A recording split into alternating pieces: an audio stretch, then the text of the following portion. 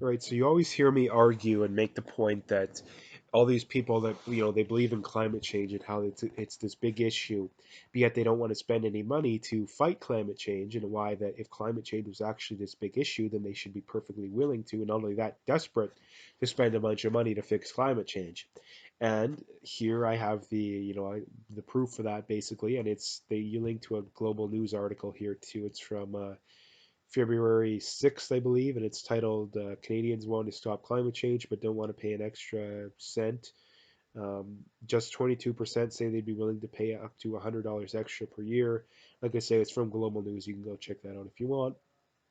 But I'll basically read it here, and it says Canadians say they want to combat climate change, but 68% are unwilling to pay for Trudeau's carbon tax. 46% don't want to pay an extra cent. Just 22% are willing to pay up to $10 a month. Yet the average family will now pay $40 a month extra on food. And anybody who hasn't noticed that the cost of food has gone up pretty drastically over the last 3 or 4 years is pretty asleep. And like I say, I wanted to make a video to back up my claims that I made that climate change is it this is just more evidence on top of the fact that climate change is not an issue whatsoever. Like whatsoever. Because if just 22% of people are willing to pay up to $10 a month, not only that, just imagine if the media was actually in public schools and all these kind of things, the government was actually transparent with it. I'd say maybe 10% of people would be willing to pay that amount of money.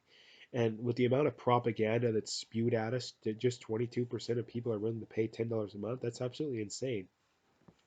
So I think, like I said, this is just more evidence on top of the idea that climate change is not a big issue. I don't know why we're all worried about it. I mean, I do know why. That you've now had, like I always mention, it's about socialism. It's about implementing socialistic policies. One of the guys who helped AOC make up the Green New Deal said that they cared more about implementing socialist policy than fighting climate change. One of the top Extinction Rebellion guys said the same thing. And when you look at governments' ways of fighting this kind of stuff, it's always to tax more, regulate more, in other words, become more socialistic. It makes no sense that if they actually cared about fixing it, then all they would need to do is create and it was actually a big issue to begin with. All they would have to do is create enough of an incentive for entrepreneurs and businesses to fix it, through private means. The government is so incompetent that they're never going to fix this kind of stuff.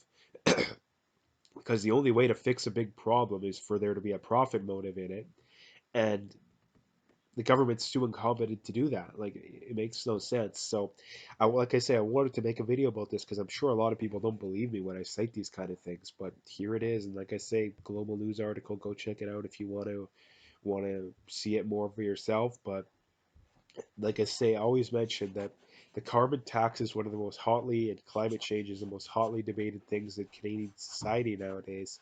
And we're really not getting an honest, unbiased view of things. We're getting a completely biased view of things from the left's perspective, and no skepticism is allowed. None of this kind of stuff, or none of that kind of stuff. And like I mentioned too, that even after all the amount of propaganda that's spewed at us, just 22% are willing to basically do what the government wants. Like all that propaganda, and yet just 22% of people believe you. Like that's insane. Like, like there's third world tin pot dictators that have more than 22% of people that believe they're good. So I wanted to make a video about this because it's really important. And like I say, I always cite these kind of stats, and I'm sure there's people that don't believe me, and I wanted to make a video to show, hey, here it is. Here's some proof. Go check it out. And like I always, the second thing too is that this is just more evidence that climate change is not an issue. Like I always use the examples that, in times when there's a big hurricane coming, people are willing to pay 5, 10 times more than they normally would for a case of water, for food. You look at the mask situation in China right now, people, those are going for crazy prices because those are actually that kind of stuff's actually an issue. That if there's a big hurricane, grocery stores might be closed for a week or two. You might not be able to get food and water. The power might be out. And because of that, people are willing to pay a lot more. But if climate change was this big issue, then most of these experts are claiming that we're gonna have, the tipping point is gonna be we're gonna be too far gone in 10 years.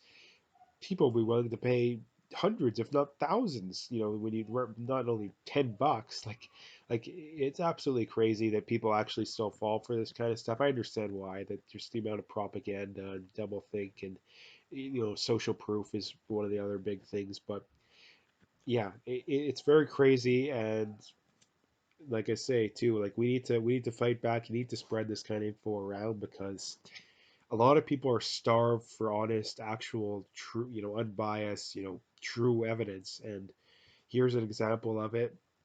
And like I say, this is another good example you can use to when the topic of climate change comes up to use to argue against the climate alarmist crazy positions. But um, yeah, I'm gonna leave it there. If you liked the video, make sure to like and subscribe, and stay tuned for more. And check out my PayPal and donate if you do, if you please.